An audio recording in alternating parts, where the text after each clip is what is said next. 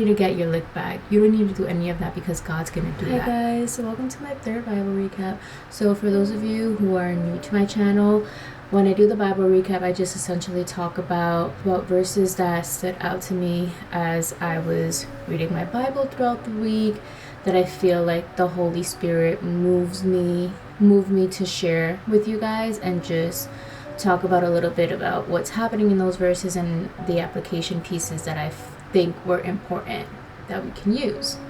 FYI,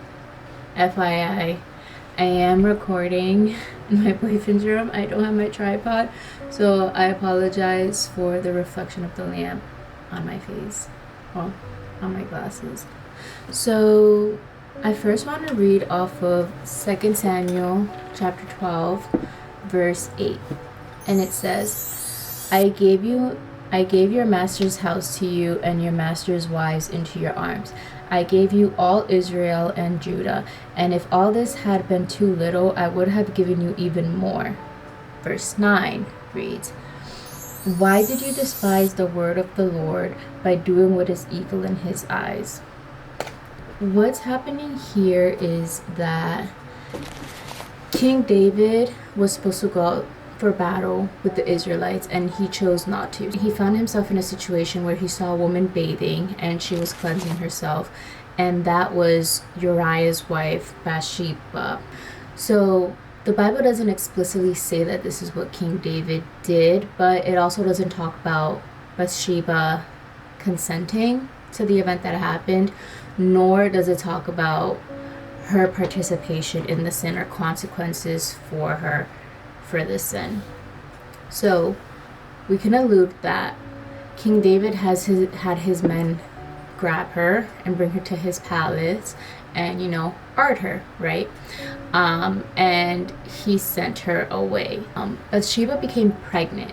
So to cover that up, King David had the Israelites come back, and he was pushing her husband Uriah to go visit his wife. As a soldier, you had to be abstinent during wartime, right? So King David devised that plan to send Uriah to Bathsheba so that he can cover up her becoming pregnant and essentially his involvement with her. So when that didn't work, King David resorted to his second plan, which was to kill Uriah. So what he did was that he sent word to his soldiers and sent them out to battle, and he said to put Uriah essentially in the front lines where the strongest men fight so that he can be killed. When God confronts King David on this sin, he's pointing out everything that he's done for him and everything that he's given him, and he's essentially telling him, why did you commit this sin? If what I have given you wasn't enough, you could have just asked me for more. Has he not been faithful in David everything he has? So it's just like, what happened here? And it goes to show that King David forgot God's heart, right? And he also essentially became greedy and forgot about everything that God has already blessed him with, and he wanted to take more, essentially taking someone that wasn't his as well. The message here is that God always wants to give us more. All we have to do is go for him and ask. When you find yourself wanting more and becoming greedy, reflect on what God has already done for you and what God has already given you. If there's something more that you want and you need, request that from him, because he wants to give us gifts as long as they align with his will, and he knows what's best for us. If he doesn't give us something, it's because we're not seeing something that he is seeing. Okay, now to talk about the power and the cycle of sin. So I'm going to read 2 Samuel chapter 13 verse 14. But he refused to listen to her, and since he was stronger than she, he art her.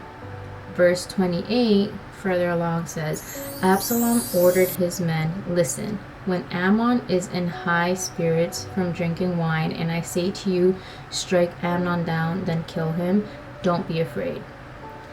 So what's happening here is that Absalom and Amnon are brothers, and they share a sister named Tamar. Absalom is infatuated. He's in love with Tamar, and he's lusting over her. He devises a plan to get her into his bedroom, and he takes advantage of her. Tamar Tamar says this to Amnon. Amnon has her stay with him. So after 2 years passes by, he invites his siblings over and he hosts for them, all with the plan of killing Amnon. So there are two sins that are being put at display here.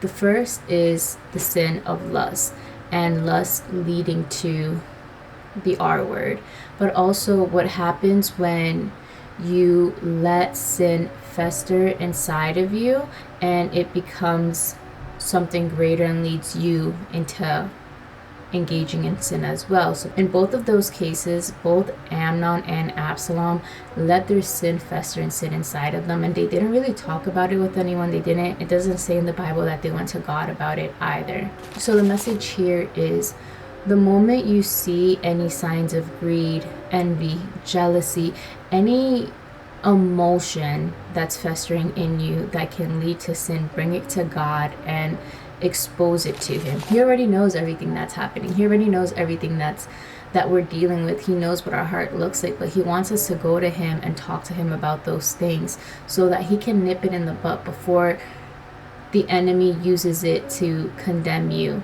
The more you sit with sin and darkness, more time you give the enemy to despise a plan to put you in a situation and in a place where that sin can take control and lead you down a darker path. The second verse I want to go over is 2 Samuel chapter 21, verse 1. During the reign of David, there was a famine for 3 successive years. So David sought the face of the Lord. The Lord said, "It is on account of Saul and his blood-stained house. It is because he put the Gibeonites to death." So what's happening here is that Israel is experiencing a 3-year famine because of a sin that Saul committed during his time, which was he promised to spare the Gibeonites and not kill them, but in fact he did kill them. So we fast forward to what's happening during King David's time, and Israel is experiencing a famine. So they're living the consequence of Saul's sin, even though Saul has already passed. So this goes to show that God takes sin seriously and he cares about justice. What Saul did was during his time, but the consequences of sin can carry out to other generations. The same way that God cares about justice, he also cares about restoring our relationship with him as well. But the main message here is we should not be seeking vengeance because God cares about justice, and he will make sure to provide consequences for people who wrong us and people who do things to hurt us and act sinfully towards us, but also he will provide justice for those that we act harshly to and those that we act sinful towards as well. So living life knowing that you don't need to get your lick back, you don't need to do any of that because God's going to do that, and it might not happen in your timeline, it might not happen in your lifetime, it might happen in generations that come after you. So keeping that in mind as well. So that is all for today's recap. I hope you guys have a great start to your week, and I will talk to you guys soon.